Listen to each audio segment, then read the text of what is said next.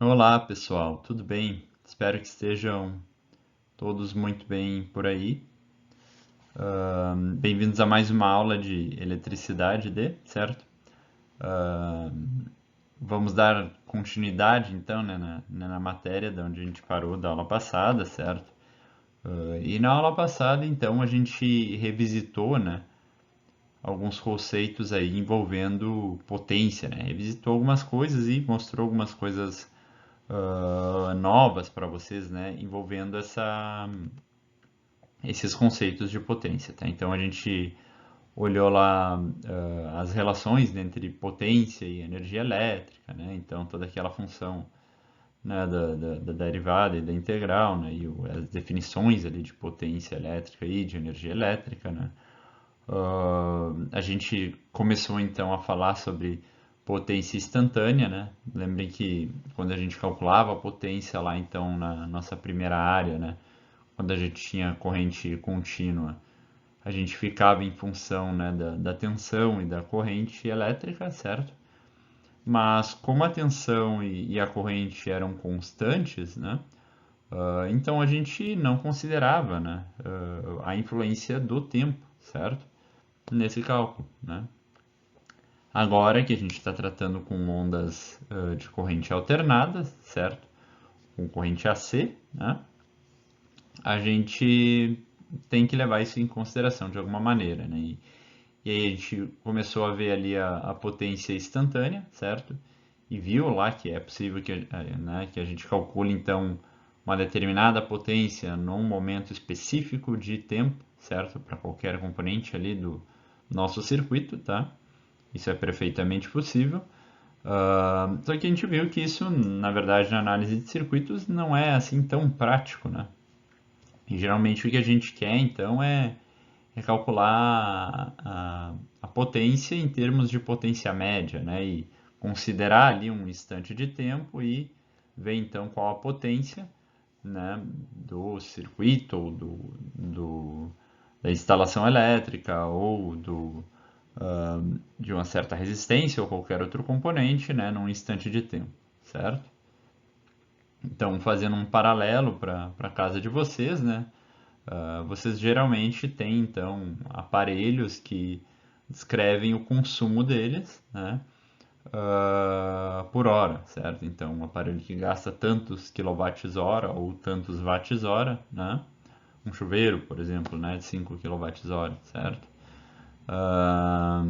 E assim, né, a gente consegue então ver essa aplicação, né, desses conceitos com o dia a dia aí de vocês, certo?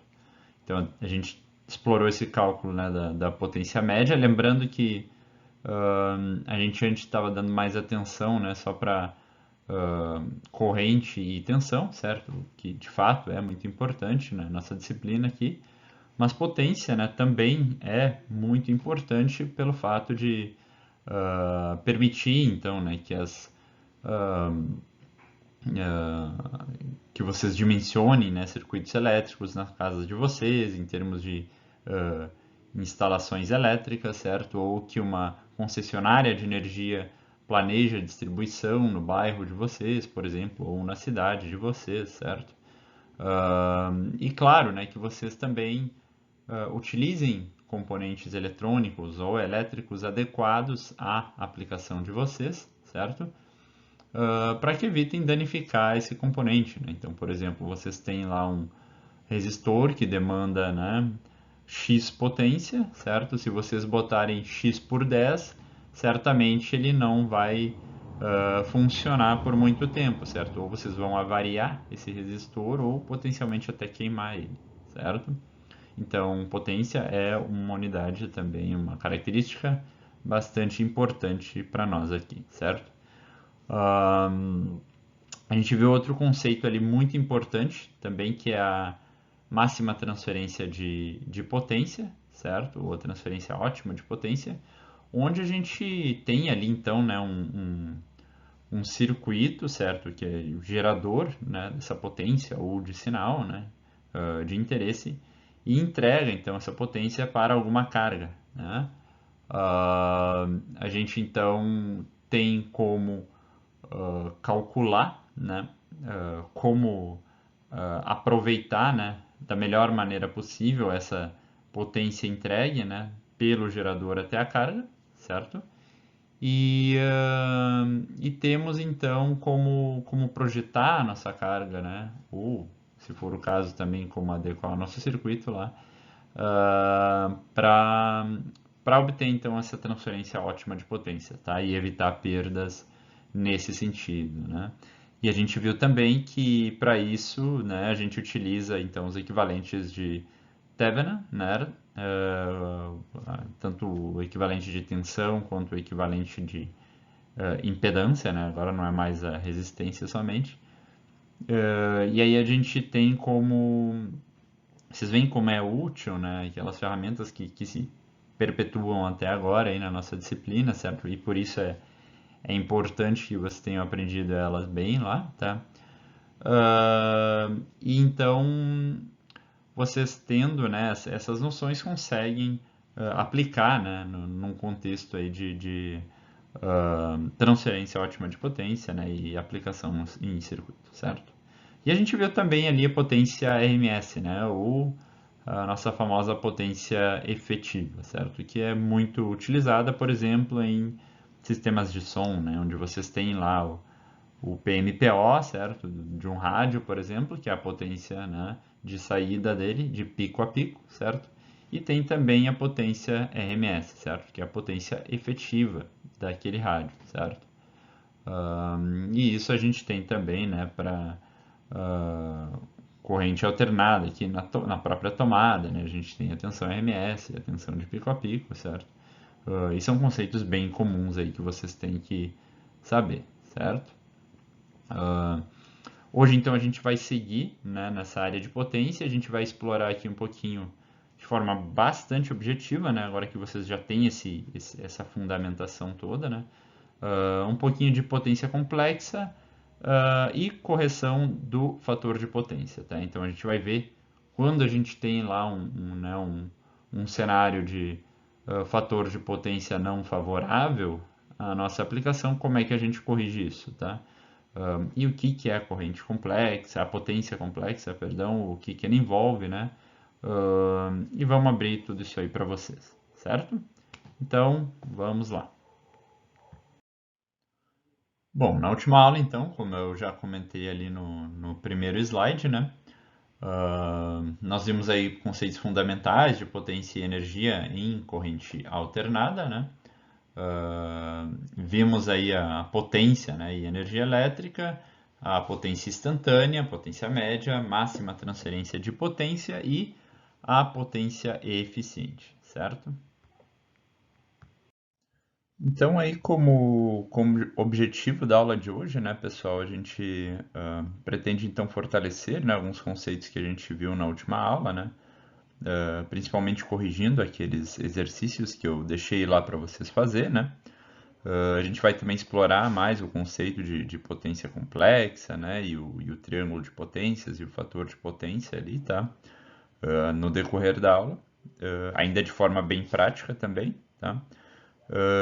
E também vamos abordar um pouco aqui, né, superficialmente, a correção do fator de potência, tá? Então, quando a gente tem lá uma carga indutiva que defasa a nossa corrente, né, e gera perda de potência útil, né, como a gente faz para corrigir isso, certo? E claro que a gente vai ilustrar nessas aplicações através de exercícios aqui com vocês, certo? E os tópicos da aula de hoje, então, pessoal, quais são, tá? Então, a correção, né, dos exercícios da aula anterior, certo? Sobre potência lá. O estudo aí da potência complexa, tá? E o triângulo de potências, certo? A gente vai ver o que é isso, como se usa, tá? O estudo também do fator de potência, né? A explicação, né? E a contextualização do fator de potência e a correção dele, certo? E a gente vai ver então quando é necessário corrigir, né? E a gente vai, né, como sempre, aí resolver alguns exercícios, né, para então, né, contextualizar, né, esse repertório todo aqui de ferramentas e essa informação que a gente está transmitindo para vocês, certo? Começando aqui então dos exercícios da aula passada, certo, pessoal? Vamos lá. Então, o primeiro, né, dos exercícios que eu tinha deixado ali para vocês fazerem, né, era esse exercício aqui que nos dava esse circuito, certo? Então, a gente tem lá uma fonte de corrente de 4 amperes, né, fase zero, certo? Então, 4 amperes simplesmente. Associada aqui com uma resistência de 20 ohms, certo? Com uma indutância, né, de J10 ohms e com uma capacitância de menos J5 ohms, certo? Esses componentes todos também estão ligados numa fonte de tensão, né, de amplitude 60 e fase 30, certo? Então, desse circuito aqui, né, nos era pedido então para determinar a potência média gerada por cada uma das fontes, certo? A fonte de corrente, então, e a fonte de tensão, né? E a potência média também absorvida por cada um dos elementos do circuito abaixo, certo? Desse circuito aqui. Beleza? E aí vocês vão ver que por isso, né, ele tem uma numeraçãozinha aqui, né? 1, 2, 3, 4, 5, que é para identificar depois nos nossos cálculos, né, a que a gente está se referindo, né, quando a gente calcula a potência ali, tá? Então, aqui, né, calculando uma coisa por vez, certo? Como é que a gente pode desenvolver esse exercício aqui, tá? Como sempre, né, nessa nossa área aqui tem diversas formas, né, de resolver os circuitos elétricos, tá? Vocês podiam fazer aqui, por exemplo, por superposição, tá? Ahn, e, e aqui no caso, né, eu escolhi análise de malha, certo? Por quê? Porque a gente tem aqui uma fonte já de corrente direta, né, que já vai nos dar essa corrente na malha 1, certo? Então isso simplifica o nosso trabalho, tá? Então aqui na malha 1, né, eu vou ter uma corrente I1 igual a 4 amperes, né? Na malha 2, então a gente vai ter essa associação toda aqui, né, do J10, o menos J5, certo? Vezes I2, né, corrente 2, mais essa fonte de tensão aqui, né, 60, 30 ali, tá? Igual a zero, certo? E claro, menos o J10, né, que é esse indutor aqui que também serve, sofre, né, a influência de 1, né, que vai estar então agindo em sentido contrário, né, e vai contribuir de forma negativa aqui, tá? A gente sabendo então, né, que 1 é 4, a gente pode substituir aqui, certo? E a gente pode então simplificar, né, essa equação e chegar no valor de I2, certo? E para I2 vocês devem chegar num valor aqui de 10,58, ângulo de 79,1 graus, certo? Beleza, então, pessoal. Tendo, né, esse valor então de I1 e I2, tá? O que a gente pode fazer aqui então é calcular a tensão, né, em cima dessa fonte de corrente, tá? E tendo então esse valor de tensão, posteriormente calcular a potência, né?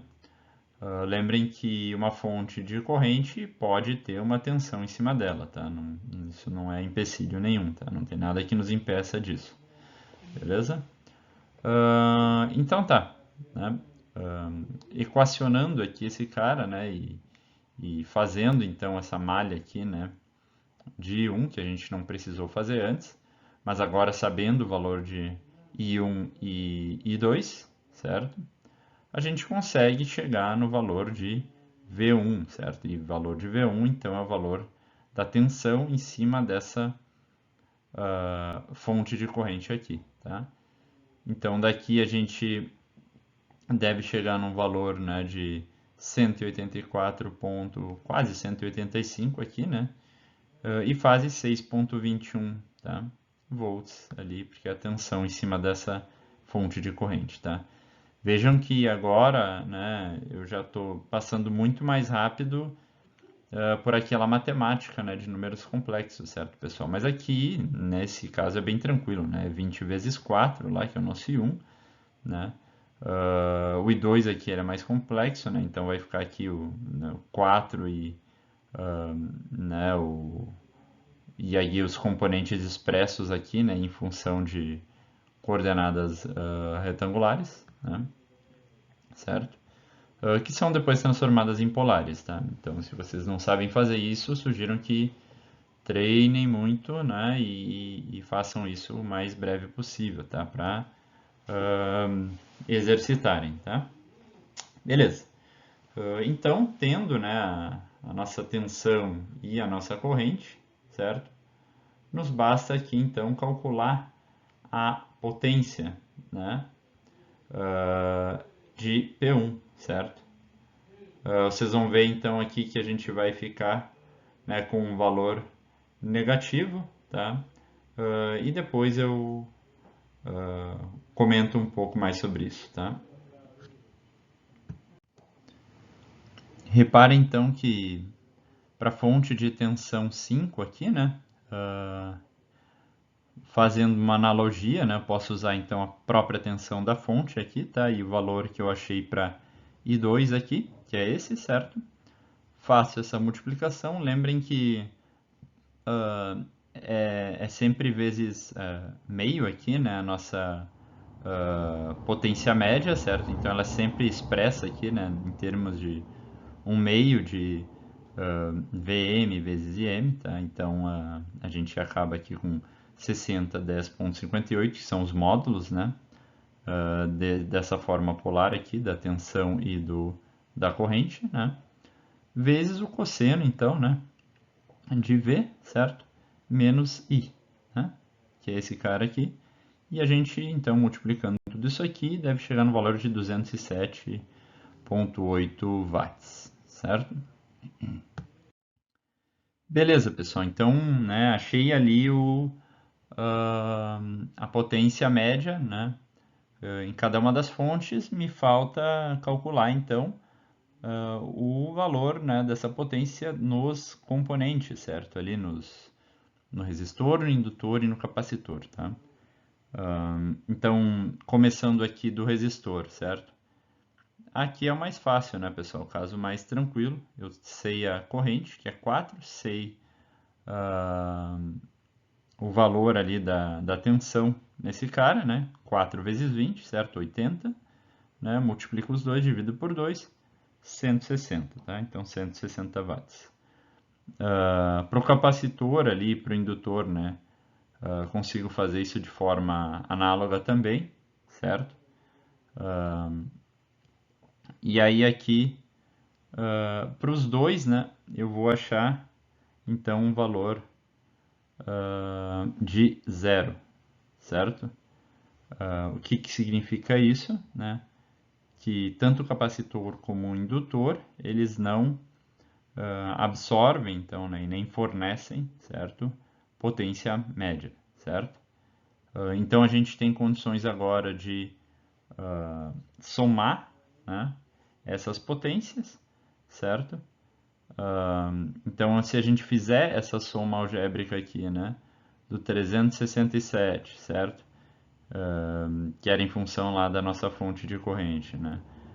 Mais 160 mais 0 mais 0 mais 207, né? Que era então essa nossa potência, né? Em cima da fonte de tensão, né?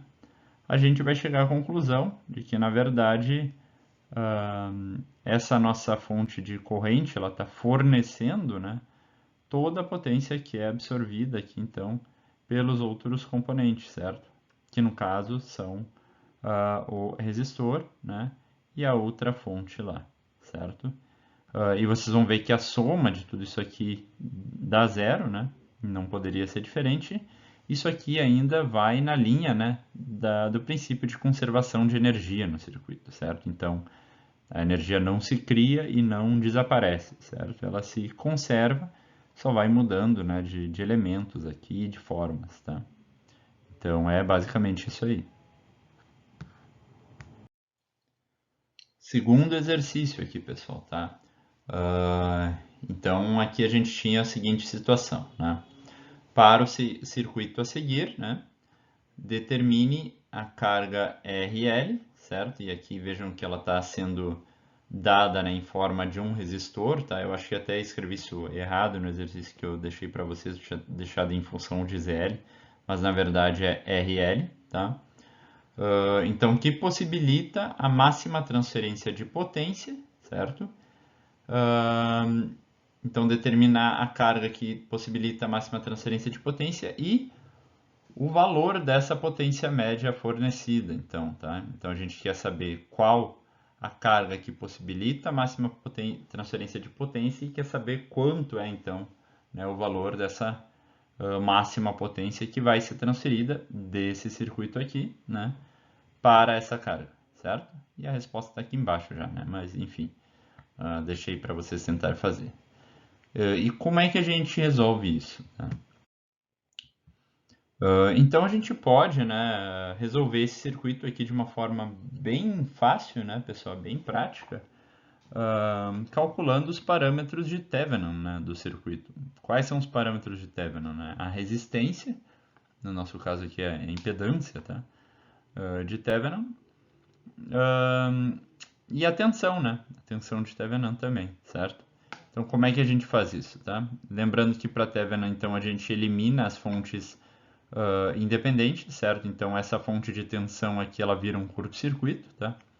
E a gente vai ter, então, a impedância, né, desses dois componentes em paralelo com o nosso indutor lá, tá? E aqui a gente abre o circuito, né? Então, igual ao exercício praticamente igual ao exercício que a gente trabalhou na aula passada, certo? Beleza, o que, que vai acontecer disso aí, né? Então a gente tem aqui a série desses dois caras em paralelo com o J20, né? A gente calcula isso aqui, tá? Que vai dar esse resultado aqui em coordenadas retangulares, então, tá? 9.412 mais J2235 ohms, tá? Beleza, então tendo isso aqui, a gente precisa saber também a resistência de Thevenin, tá? Qual vai ser a resistência de Thevenin desse circuito aqui? Vai ser aliás, perdão, qual vai ser a tensão, né, de Thevenin desse circuito aqui, tá?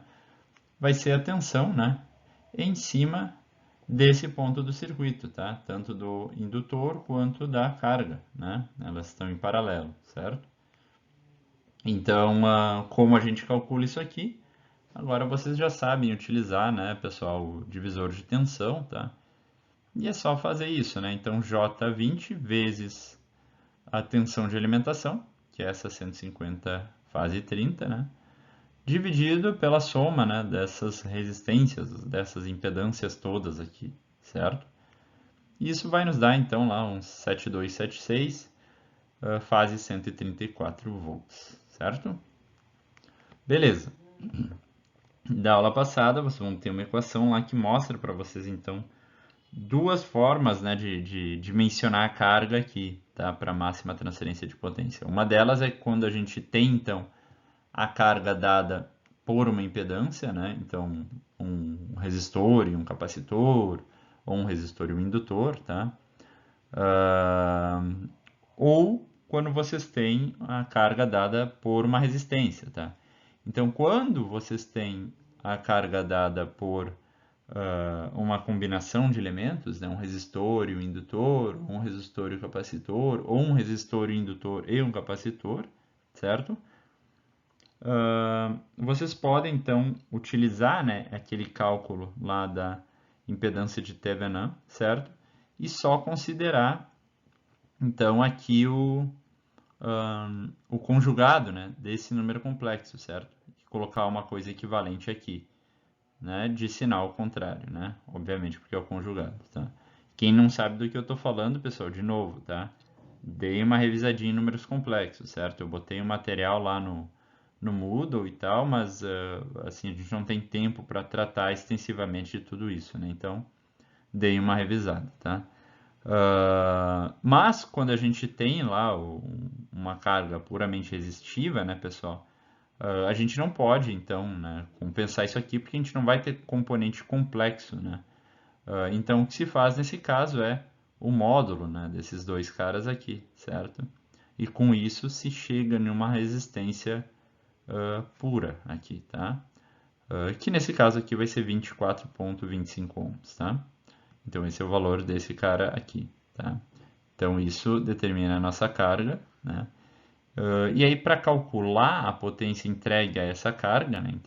Entregue a RL, a gente pode fazer isso de várias formas aqui, tá? Nesse exemplo aqui, eu calculei então a,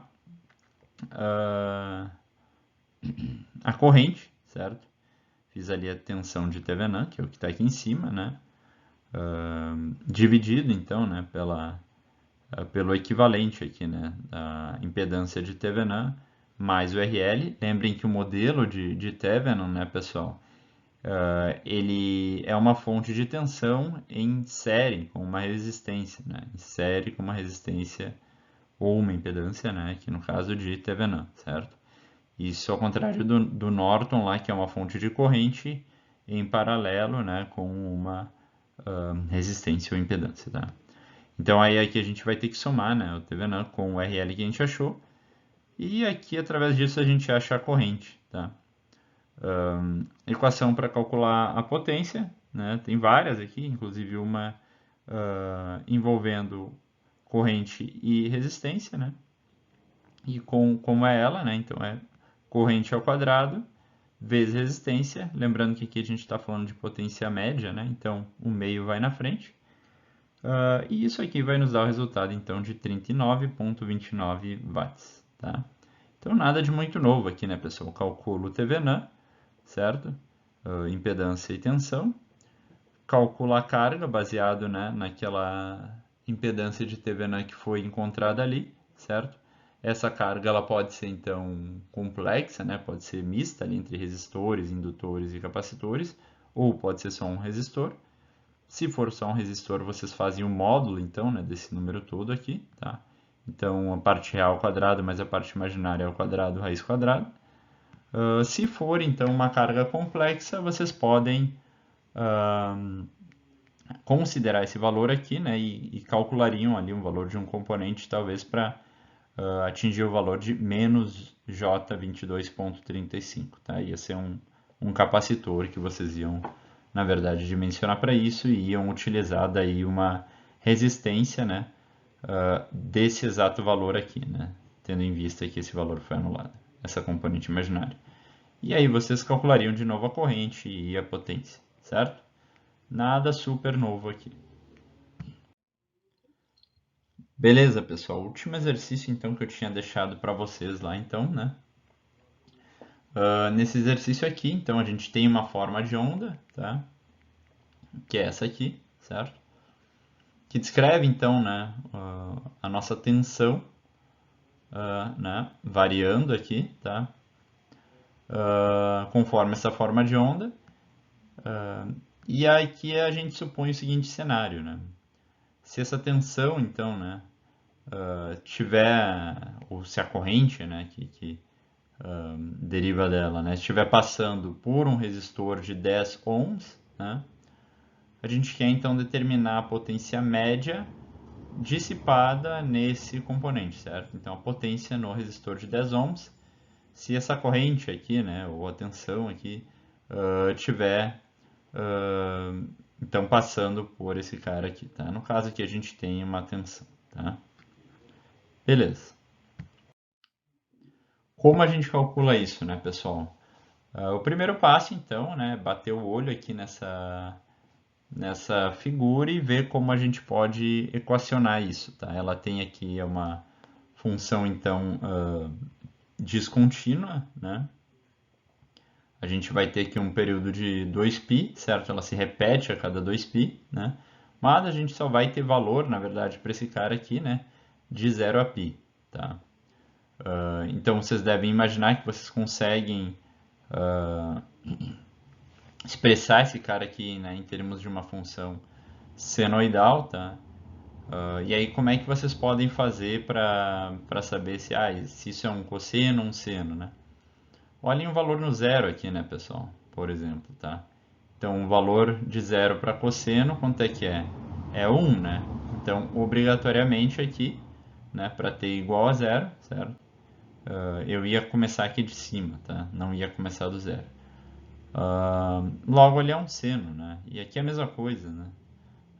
No π lá, e aqui que eu tenho π sobre 2, eu tenho o meu valor máximo, tá? Então, 90 graus, certo? A gente sabe que seno de 90 é 1, né, pessoal? Então, tenho o meu valor máximo aqui. Posso falar com confiança que isso é um seno, tá? Um seno multiplicado por 10, porque ao invés de eu chegar no valor de 1, eu chego no valor de 10 aqui, tá? Variando em função de t, né?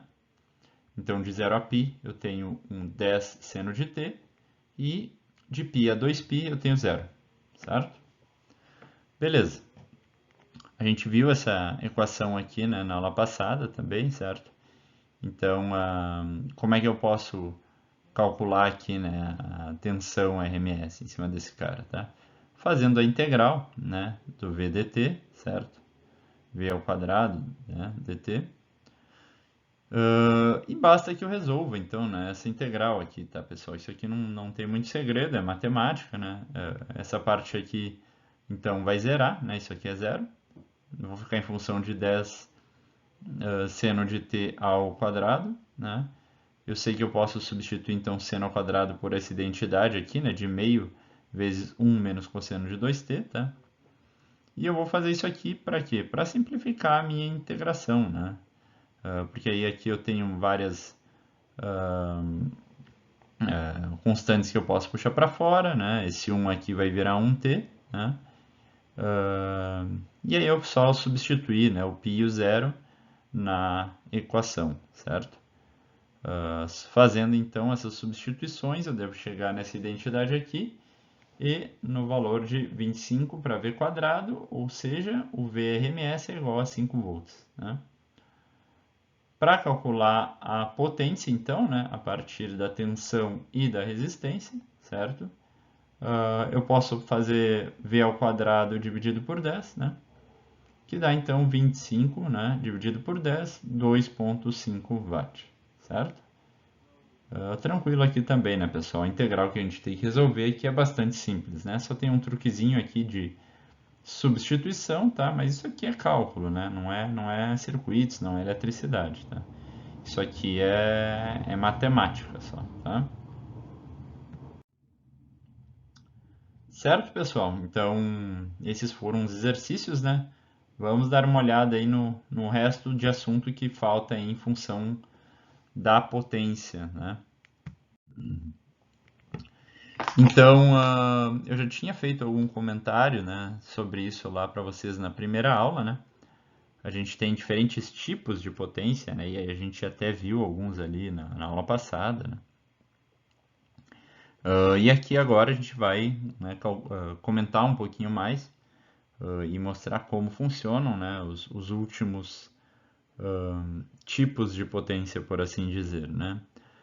E aqui mais no sentido de o que é potência entregue, né, e o que é potência de fato utilizada, tá? Então vocês devem lembrar desse comentário que eu fiz lá na primeira aula e eu vou fazer aqui de novo, né? Que nem toda potência, né, nem toda energia, melhor, consumida, né, por um circuito, ou por uma casa, ou por uma indústria, né, ela é transformada em trabalho efetivo, tá? Então, alguns dispositivos com motores, tá, por exemplo, eles consomem parte dessa energia para geração de outros fenômenos ali, tá, como geração de campos magnéticos, né, produção de torque, enfim, né, tá? Mas, mas basicamente, então, né, para efeitos de campos magnéticos, para resultar em outros efeitos que aí sim são úteis para a gente, tá? Transformadores, enfim, né? A energia que sobra, então, né, e que é efetivamente transformada em trabalho útil, tá? Como, por exemplo, o movimento de um motor, tá? Ela é chamada de energia ativa, tá? E aí, a essa energia ativa, a gente vincula uma chamada potência ativa, tá? Então a gente associa parte, né, dessa energia que foi entregue lá ao nosso sistema, à nossa casa, à nossa indústria, tá? Ou ao nosso motor, certo? Como sendo potência ativa, né? Que vai realizar então o trabalho que a gente quer que aconteça, certo? O nosso efeito final, né? Tá? Ahn, Só que a gente tem também, né, essa parte da energia que é utilizada para, por exemplo, criação de campos, né, para que esse motor possa rotacionar, enfim, funcionar, né? Mas isso não é transformado em torque lá, tá? Diretamente, né? Isso é uma energia que se gasta para estabelecer, então, condições, né, para que a gente tenha o nosso efeito ali final, tá? Assim a gente pode, então, dividir, né, na verdade, esse conceito de potência tá, em três tipos principais, né, de potência, tá? Sob essa perspectiva do fornecimento e aproveitamento de energia, tá? A gente tem, então, a potência ativa, que é transformada em trabalho, tá? E aí com a unidade de watt, certo? A gente tem a potência aparente, que é a potência total retirada da rede, né? A potência total entregue à minha casa ou à minha indústria, enfim, que é dada por volt-ampere, tá? Essa é a unidade, né? É tensão vezes corrente, né? Então, volt-ampere. E a gente tem também a potência reativa, né? Que é então a parte dessa potência aparente, né?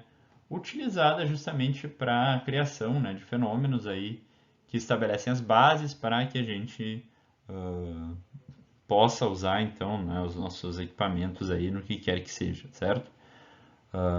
E é essa potência aí que, né, que não entrega energia útil, né, mas sim possibilita, né, esses outros fenômenos, tá? A gente dá o nome de potência reativa, tá? Como a gente separa isso, tá? Como eu comentei com vocês, a potência aparente ela é a potência total retirada da rede, né? Então, como é que a gente pode encarar ela? Ela é a soma da potência que é transformada em trabalho, ou seja, da potência ativa, com a potência reativa, tá? E há então uma relação, né, que nos descreve o quanto dessa potência que a gente vai entregar à rede ou vai entregar a alguma indústria, que é de fato transformada em trabalho, né?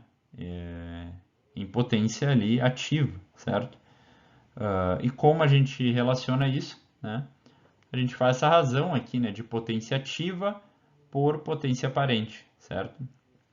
Isso aqui então é uma relação normalizada, né? Ou seja, vai de 0 a 1, tá? Onde a gente basicamente consegue calcular o quanto de potência ativa a gente está utilizando a partir da potência aparente entregue, tá? E a essa relação aqui, né, que também pode ser expressa em função do cosseno, né, entre essas duas unidades aqui, a gente vai ver melhor como funciona isso depois, é dado o nome de fator de potência, tá? Ou FP ou Potency Factor, tá? O Power Factor, tá? Em inglês, que é PF, na verdade, tá? Então, esse percentual, né, de potência ele é bastante importante, tá, pessoal? Ele tem que ser o mais próximo de um possível, tá? Por quê? Porque isso nos traz para perto de uma eficiência, né, de 100%, certo? Ou seja, toda a energia ou quase toda a energia que eu estou entregando àquela rede, né, ou àquela indústria, ou enfim, àquela casa, ela está sendo transformada em trabalho útil, tá? Então é isso que é de interesse da nossa sociedade, é isso que é de interesse das concessionárias de energia, tá? Inclusive tem regulamentações bem rígidas a respeito disso, tá? Na ANEEL, né, que é a agência reguladora aqui de energia elétrica no Brasil, né? E a gente tem um patamar mínimo, então, né, para um fator de potência de 0,92, certo? Então, aquela razão lá tem que ser no mínimo 0,92, tá? O que significa isso? significa que a gente tem que empregar, né, no mínimo, 92% da energia fornecida pelo sistema, né, para produção, né, de trabalho útil. Tá? Então, 92% da energia fornecida pelo sistema ela deve ser aproveitada em termos de trabalho útil, certo? Beleza. Aí, uma outra coisa que é bastante comum de ver é o chamado triângulo das potências, certo, pessoal? Que é, na verdade, então, o que relaciona, né, essas três potências, certo? A potência aparente, que é a total entregue, certo? Que é a hipotenusa aqui, né? Tá? Vejam que ela pode ser descrita, então, né, em função da soma dos quadrados das outras duas, tá?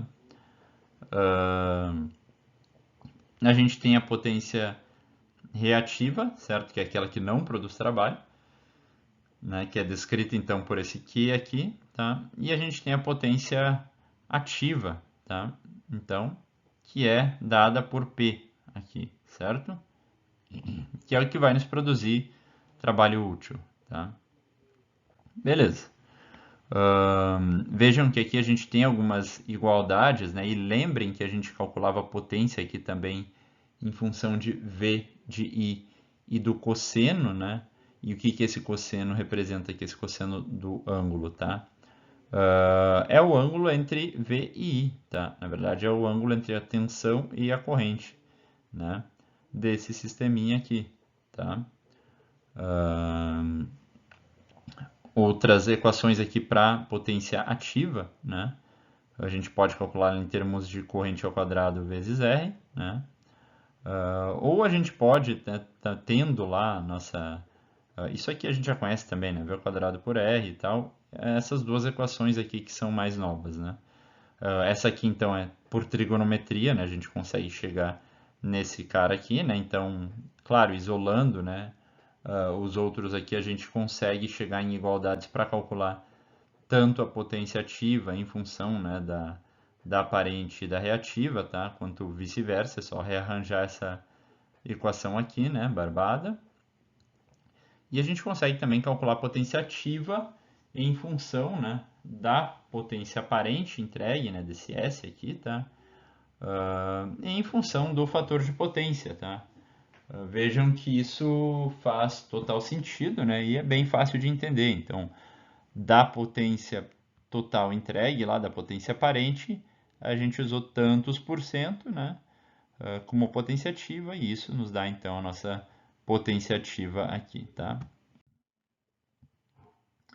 Beleza. Então, como eu já comentei, né, a gente tem lá regulamentos, certo? Feitos pela ANEEL, nesse sentido, tá? Onde a gente deve obedecer, então, no mínimo, né, uma taxa aqui de 92% da conversão dessa energia, tá?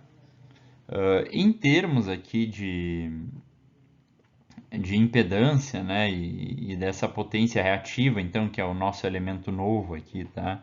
Que é o que vocês não conheciam aqui, tá? Lembrem que ela é dada, então, né, esse Q, tá? Através, né, do triângulo de potências, tá? E através do triângulo de impedâncias aqui também, tá? Então, lembrem que lá nas impedâncias a gente tem, então, o valor de R aqui, né, um valor real, tá? E um valor de X aqui, que vai ser a nossa reatância, tá? Indutiva ou capacitiva, tá? Beleza? E onde um valor aqui, então, negativo, ele, né, menos que aqui, então, ele nos remete a um uso de um capacitor, certo? E esse mais que aqui é um uso de um indutor, tá? Então, se a gente tiver uma resultante aqui no sentido, né, de mais que, a gente tem então um circuito, né, com uma característica indutiva, tá? E ao caso contrário aqui capacitiva, tá? Então basicamente esses ângulos aqui eles vão existir nos dois casos, né? Vai ser a diferença entre tensão e corrente, né? e a gente pode calcular ele através daquelas nossas equações anteriores, né? Ou, claro, usando os valores que são dados no problema, né? Quando a gente tem, certo? Beleza?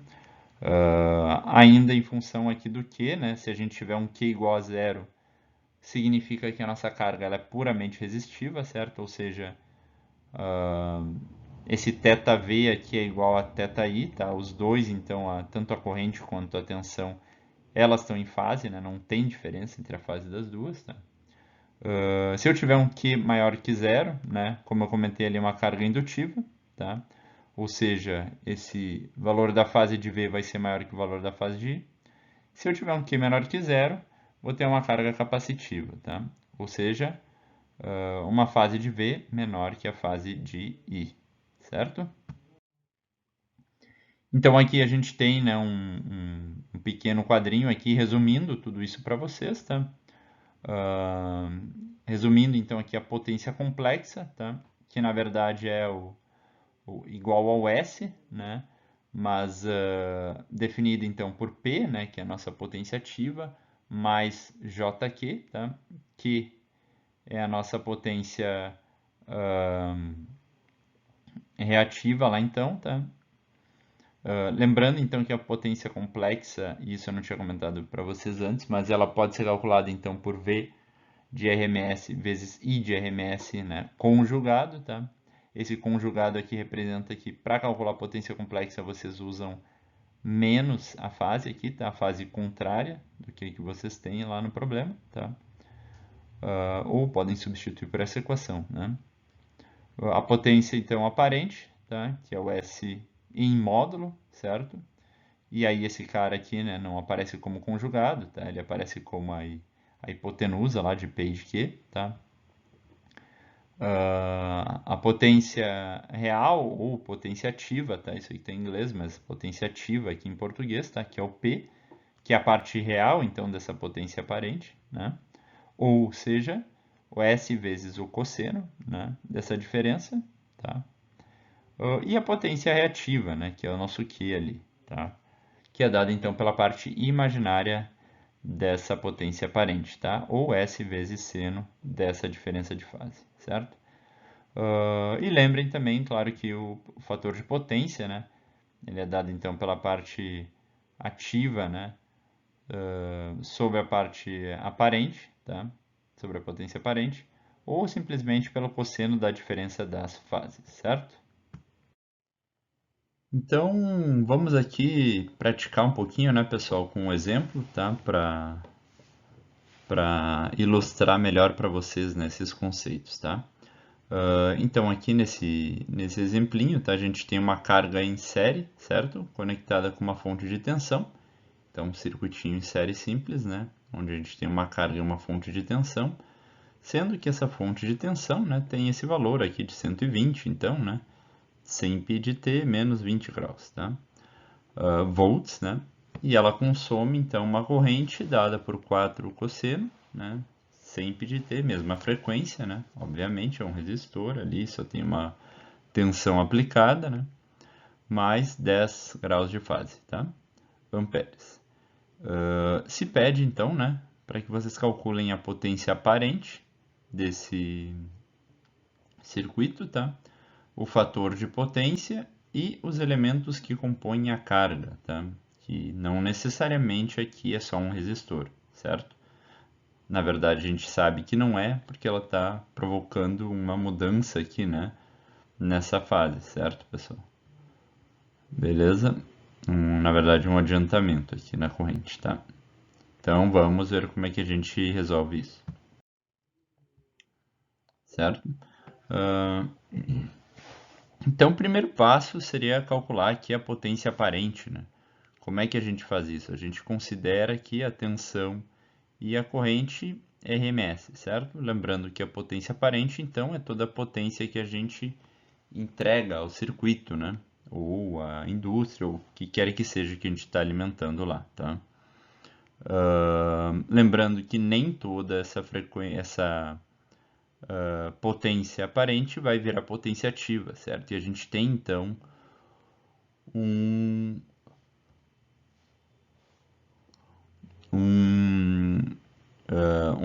fator de rendimento, né, que é dado então por o nosso fator de potência, né, ou power factor aqui em inglês, tá?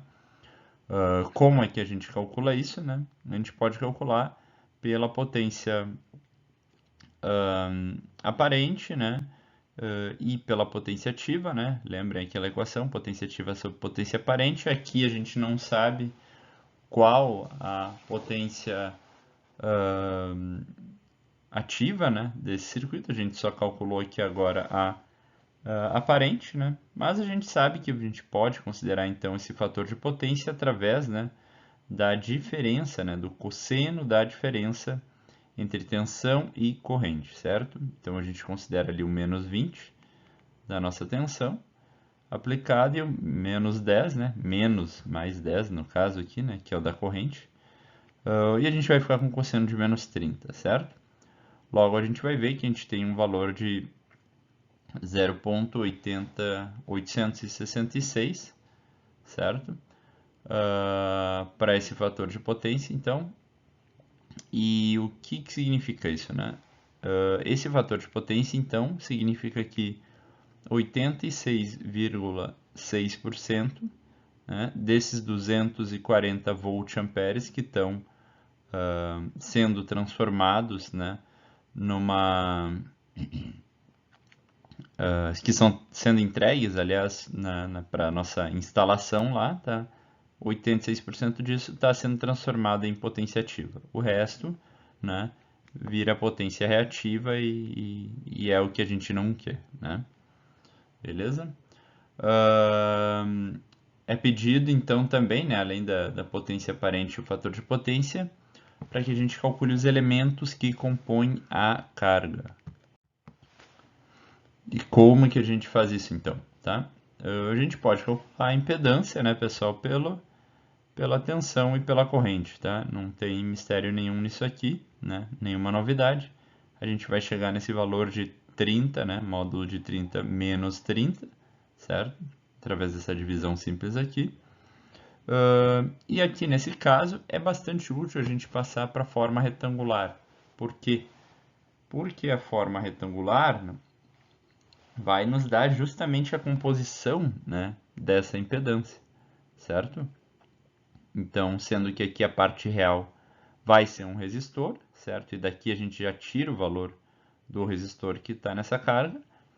Mas como a gente tem uma parte complexa aqui, a gente já sabe que vai ter alguma outra coisa, né? Na verdade, sabendo, né, que essa parte complexa aqui é menos J15, né? O menos J denota sempre um capacitor, tá, pessoal? Se fosse positivo, ia ser um indutor, tá? Outra forma de ver que essa carga era capacitiva, né, ou tinha uma componente maior capacitiva, é porque ela está adiantando, né, aqui a corrente, né? Lembre então que no indutor a gente tem aquela tendência de não variar a corrente abruptamente, isso provoca um atraso na corrente, né?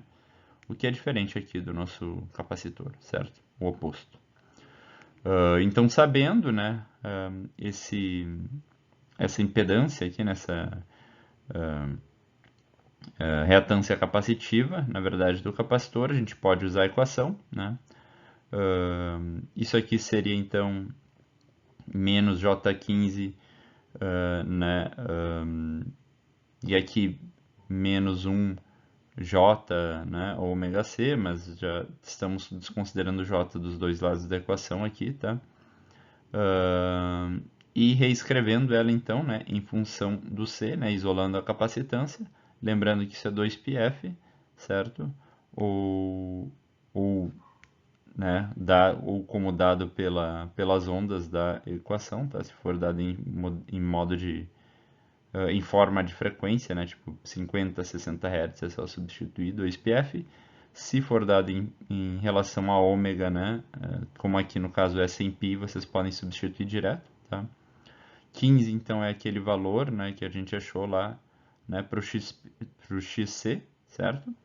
E a gente rearranja isso então e vai ficar com esse valor aqui, que pode ser então dado, né, calculado e encontrado aqui em função da capacitância, certo? Que vai dar uma capacitância resultante de 212,6 0,2 microfarad, certo? Então essa vai ser a capacitância que vai gerar essa reatância capacitiva que vai formar essa impedância, né? Que vai provocar então, né, esse efeito lá, esse fator de potência e esse efeito lá na corrente, certo? Então, dividindo passo a passo, eu acho que fica claro para vocês os passos, né? Beleza, outro exercício aqui, pessoal, tá? A gente tem esse circuitinho lá, tá? E a gente quer então calcular o fator de potência desse circuito, né? Alimentado por uma fonte de tensão, né? Aqui mostrada abaixo, né? No desenho aqui, tá? No esquemático. E é nos pedido então para calcular a potência média entregue pela fonte para esse circuito, certo? Vamos ver então como é que a gente faz isso. A gente faz isso então, pessoal, tá? Através do cálculo, né, da impedância equivalente aqui, tá? Então a gente sabe que a gente tem esses dois aqui em paralelo, certo? Então aqui o 4 ohms, né, e o menos J2, e sabe que, né, esse paralelo aqui é somado a 6 ohms, tá? Então aqui a resultante é exposta da seguinte forma, né, transforma para retangular, transforma para polar depois, certo? Bom, a gente já conhece então, né, a nossa fonte de tensão do circuito, tá? E a gente quer calcular a potência média, certo? Entregue pela fonte. Uma maneira muito comum de fazer isso é fazendo então, né, I ao quadrado vezes R ou V vezes I, né? Certo? E claro, lembrando que a potência média aqui no caso, né, ela é dada em watts, né? Ou seja, a gente tem que considerar esse fator de potência, né? Se a gente for usar, por exemplo, aqui essa equação de cima, tá? Beleza, então a gente pode usar o V e o Z para calcular o I, né? A corrente, certo? A gente pode considerar então essa diferença, né, entre V e I, né? Claro que V aqui é 0 graus, né? Menos fase de I vai dar menos 13,24. A gente pode calcular o nosso fator de potência, né? Através do cosseno dessa diferença. E a gente vai chegar ali em 97%, né? Uma eficiência bem boa aqui, né? Claro, porque a gente tem uma grande presença aqui, né, de resistores e tem só um capacitor ali, né, no meio, tá? E aí tendo, né, claro, o valor da corrente e da tensão, a gente pode calcular, né, a nossa potência, tá?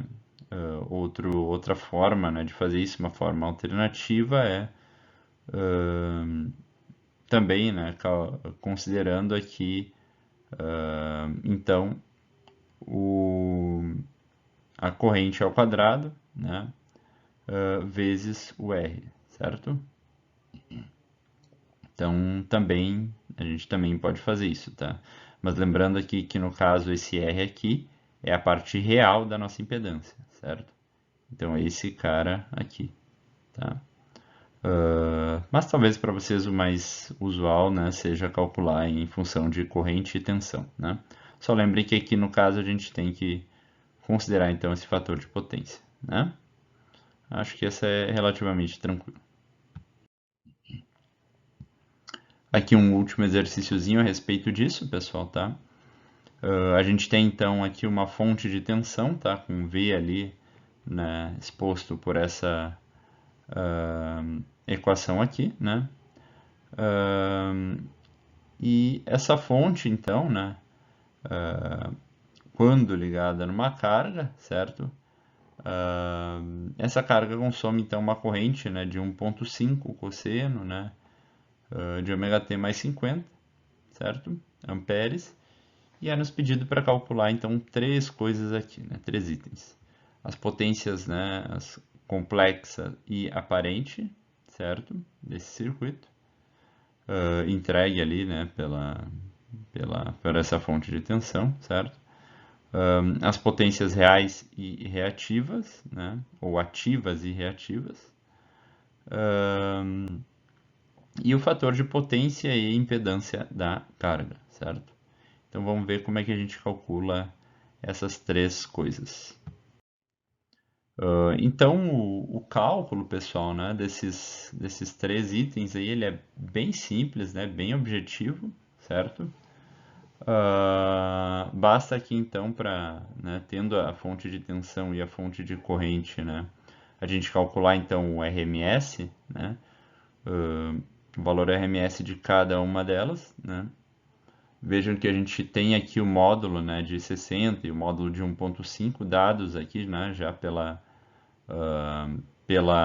equação, né, a gente tem então essa amplitude aqui, né, que é pico a pico, então a gente tem que transformar isso em RMS, né, em valor eficaz, tanto de tensão quanto de corrente. E as fases continuam a mesma, né? Mais 50, menos 10, tudo tranquilo. Tá? A gente quer calcular então a potência complexa, certo? E aparente. Lembrem que a potência complexa é então, né, aquele todo lá, certo? Que a gente tem, né, envolvendo ali a tensão RMS e o conjugado da corrente, certo? Então, na verdade, a única diferença que a gente faz aqui é multiplicar por menos 50, né? Ao contrário de 50, certo? O que vai nos dar então uma resultante aqui de 45, né? Vezes não fase de menos 60, certo? A potência aparente, né? Então é aquela parte do módulo, né? Dessa corrente complexa, certo? E é 45 volt-amperes, né? Já é dada por aqui, tá? As potências reais, então, ou ativas e reativas, tá? Como é que a gente pode calcular isso? A gente considera, então, aquela potência complexa lá, né? E pode abrir isso aqui, então, em termos, né, de cosseno e seno, tá? E se vocês lembrarem bem, né, naquela tabela lá que eu expus para vocês, a gente tem, então, essa identidade, né, e sabe que a potência ativa, na verdade, né, ela corresponde a essa parte aqui do cosseno, certo? E a potência reativa, essa parte do J seno, certo? Então é questão de resolver isso aqui e multiplicar por 45, tá? A gente vai ter esse número aqui em retangular, né? Onde a parte real vai ser a potência em watts, né? Potência ativa, e a parte imaginária aqui, então, o menos J38, né? Volt ampere reativo, aqui vai ser a potência reativa, tá? Aqui é a última questão, né? Então, o cálculo do fator de potência e a impedância de carga, certo?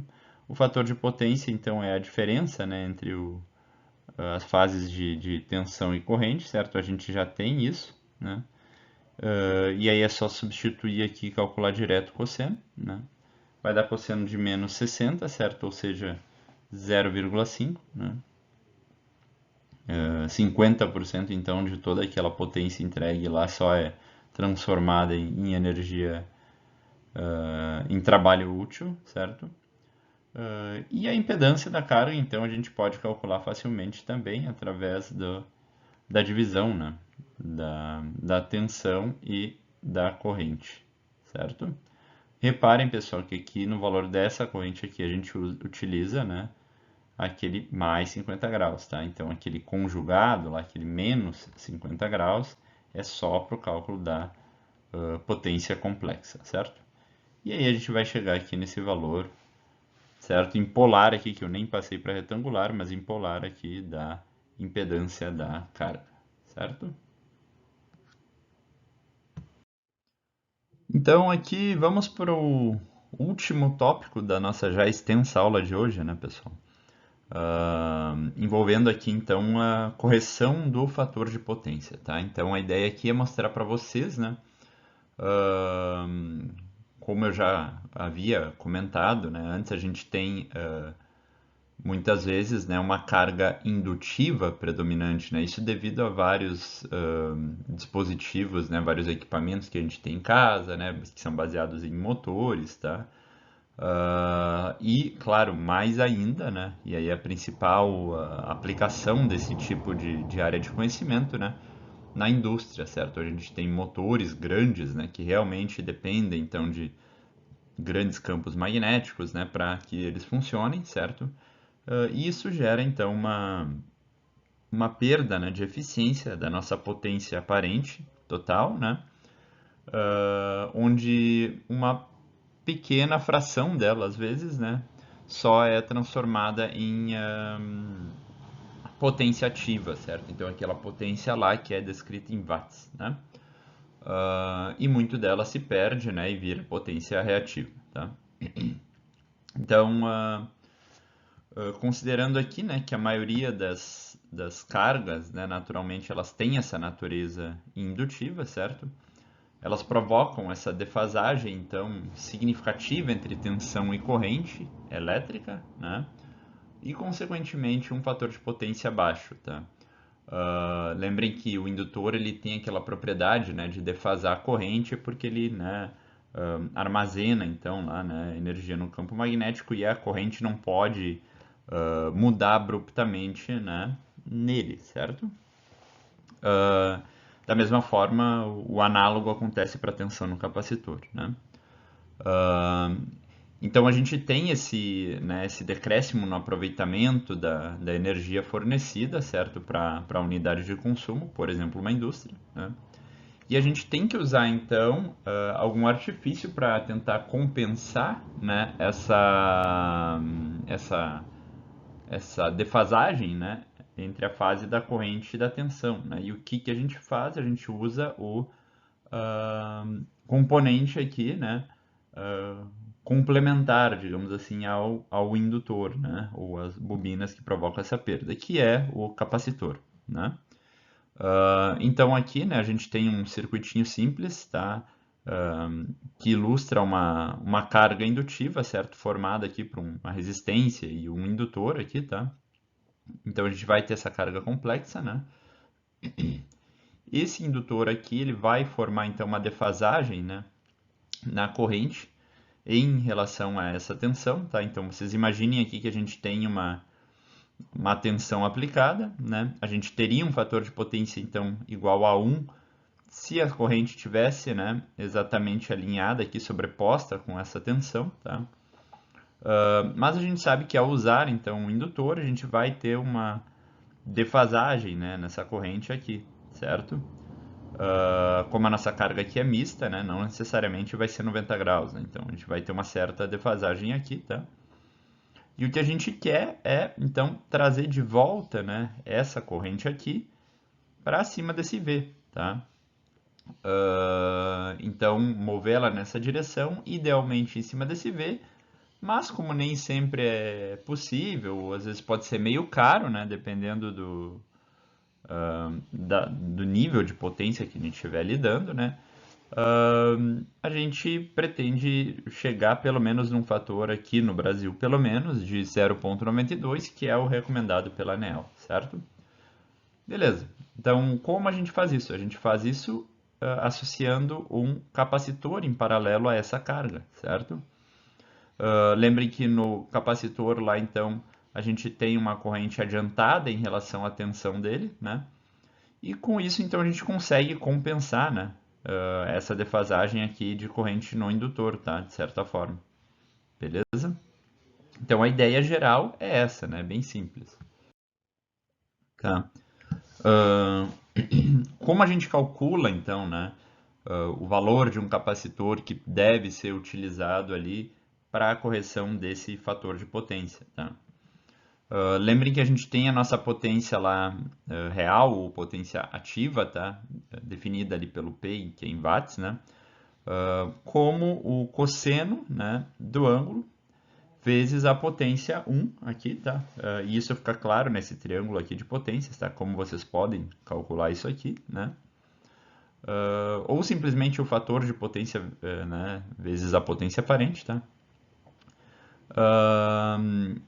E aqui essa potência reativa, né? Então, da mesma forma, utilizando esse triângulo aqui também, ela pode ser calculada, então, ou através do seno, né, desse S1 aqui, dessa hipotenusa, certo? A projeção, então, dessa hipotenusa aqui, tá? Ou através, então, da tangente, né, do P, certo? Da tangente da potência ativa, lá embaixo, tá? Isso aqui é matemática, né, pessoal? Trigonometria básica, né? Da mesma forma, né, a gente pretende, então, compensar isso, né, ou seja, gerar um Q2, né, que idealmente vai ser menor que aquele Q1, né, diminuir, então, essa potência reativa, né, para algum nível aceitável, certo? E aí a gente, né, pode ilustrar isso aqui por esse outro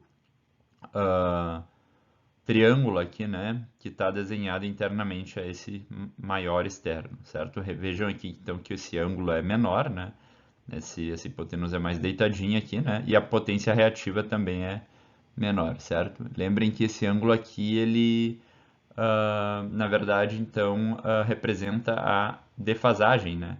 Entre tensão e corrente, certo? Beleza.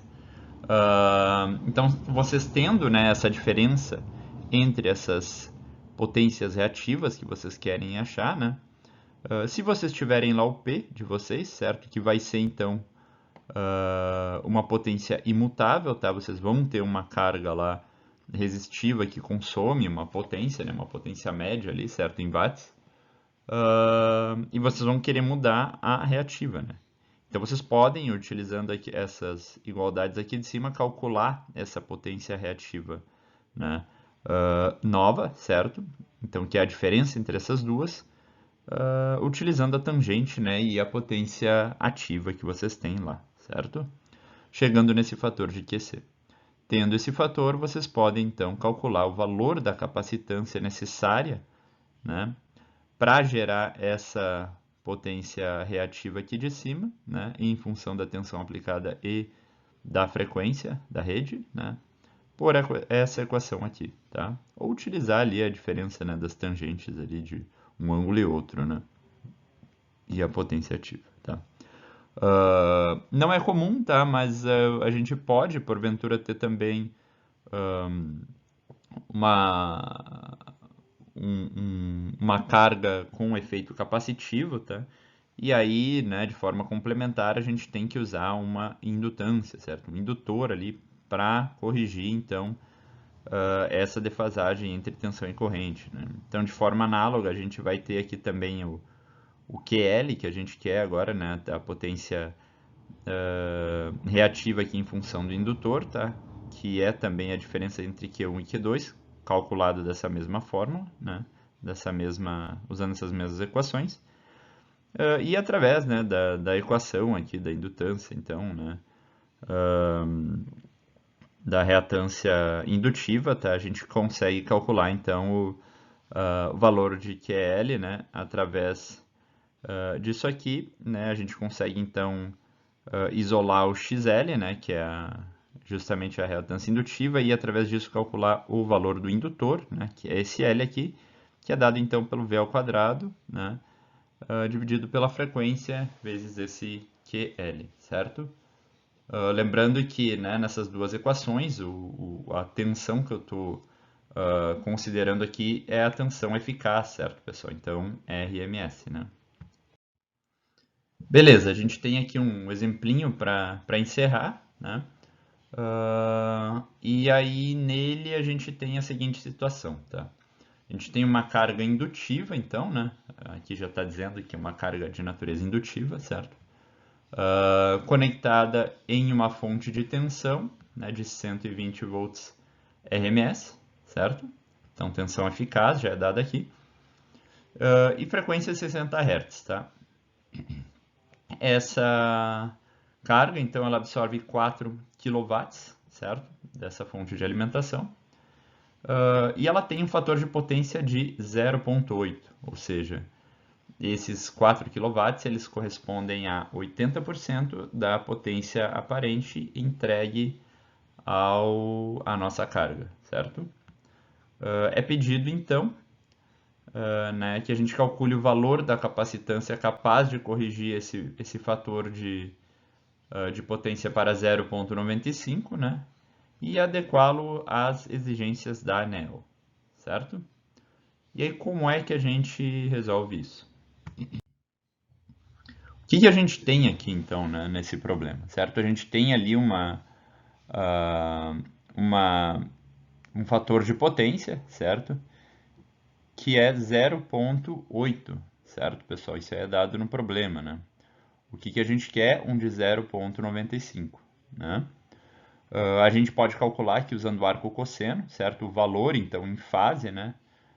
Dessa diferença, certo? Entre as fases da tensão e da corrente, certo? A gente vai chegar nesse valor. Mas a gente quer ter, então, idealmente, para chegar nesse 0,95, uma defasagem máxima aqui, né? De 18,19, certo? Beleza. Então, como eu já havia comentado para vocês, né, aqueles 4 quilos, né, eles correspondem a 80%, certo, da potência aparente entregue. E aí, né, com base nessa informação, a gente pode chegar, então, no valor total, né, da potência aparente que está sendo entregue agora, certo? Que são, então, 5, na verdade, né, kVA, tá? Ou 5.000 volt-ampere, certo? Através disso, então, a gente pode calcular, né, a quantidade de potência reativa, certo? Que está sendo desperdiçada, né, digamos assim, dessa potência aparente total, tá? E a gente pode calcular isso em função da potência aparente vezes o seno daquele ângulo que a gente achou, tá? Isso aqui vai dar, então, 3.000 volt-ampere reativo, tá? Atenção às unidades, né? Aqui a gente tem volt-ampere reativo, aqui a gente tem volt-ampere, tá? E a potência em watts, né? Beleza, então isso é o que a gente tem agora, tá? Então, trazendo, né, esse fator de potência para 0,95, a gente sabe que a gente vai poder admitir um ângulo máximo, então, né, de defasagem entre tensão e corrente, certo? De 18,19 graus, né? E a gente pode, então, calcular aqui, né, agora qual vai ser a potência aparente que a gente vai precisar entregar para essa carga, certo? Se a gente for tão eficiente quanto a gente quer, né? E aí isso vai dar 4.210,5 volt-ampere, certo? Disso aqui, então, desse total, a gente pode recalcular, né, aqui o Q2 e ver quanto a gente vai desperdiçar de fato em termos de potência reativa, né? De novo, utilizando aqui o S vezes o seno, né? Mas agora com os valores novos e chegando nesse valor de 1.314 volt-ampere reativo, tá? Então, daquela equação que nós vimos ali anteriormente, tá? A gente sabe que a gente pode botar isso em função de Q1 menos Q2, né? Calcular, então, né, esse QC aqui, tá? Essa potência aqui em termos de volt-ampere reativo, nessa nova diferença, então, de potência, certo? E substituir isso na equação, certo, pessoal? E aqui é bem tranquilo, né? Então é só substituição de valor e chegar então aqui no valor total de 310,5 microfarads, certo? Então vocês sabem que usando esse valor de capacitância a gente vai ser capaz de levar aquele valor então que a gente tinha, né, aquele fator de potência ali de 0,8 para 0,95, bem tranquilo, né? Então, fechando a aula de hoje, né, pessoal, revisando aqui, certo? A gente viu aí a correção dos exercícios da aula anterior, certo? A gente comentou ali sobre potência complexa, também apresentou o conceito para vocês, né, e também de triângulo de potências, né, e do fator de potência, certo? Fez alguns exercícios com isso, certo? Para aplicar a nível de circuitos elétricos ali, né? E mostrar para vocês exatamente como isso funciona, né? E também estudou aí a correção do fator de potência, tá?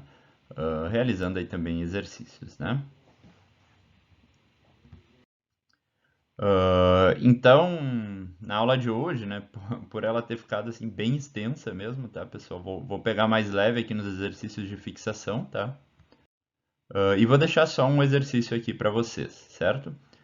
Então, aqui nesse exercício a gente tem, né, deixa eu pegar meu pointer aqui. O exercício nos pede para calcular o valor da capacitância paralela, tá? Capaz de corrigir um fator de potência de 0,85 para 1,0, tá? Então, aqui um match perfeito entre tensão e corrente, né? E é aqui falado para vocês então assumir que a carga ela é indutiva, certo? Ou seja, a gente vai ter que usar um capacitor, né? E vai ter um valor de capacitância, certo? E consome 140 então kW, tá? Quando alimentada por 110 volts RMS, tá? Lembrem que isso aqui então é um valor eficaz, né? O valor RMS, né? E não o valor de amplitude de pico a pico, tá? Ou de pico. E essa corrente também ela é operada a 60 Hz, certo? Então a gente tem uma tensão de 110 RMS e 60 Hz, alimentando uma carga indutiva que consome 140 kW, certo? Com um fator de potência de 0,85 que a gente quer levar para 1,0, certo? Então o exercício é esse, é muito parecido com o anterior, né? Espero que vocês tentem fazer ele aí. Aqui está a resposta, tá? Vocês podem conferir. E a gente vai corrigir, como sempre, no começo da aula que vem. Certo, pessoal? Certo, pessoal. Essa foi a nossa aula de hoje, então, tá? Dei uma revisada ali, né, nos exercícios que a gente corrigiu para ajudar vocês a fixarem, né, a nossa matéria aí. Tentem fazer esse exercício aí que eu deixei, né? E, bom, nos vemos na próxima aula, então, certo? Vou encerrar por aqui porque a aula já está ficando grandinha aí, de novo, né? Mais uma vez, mas bem informativa eu espero também, certo? Então, um grande abraço e até a próxima.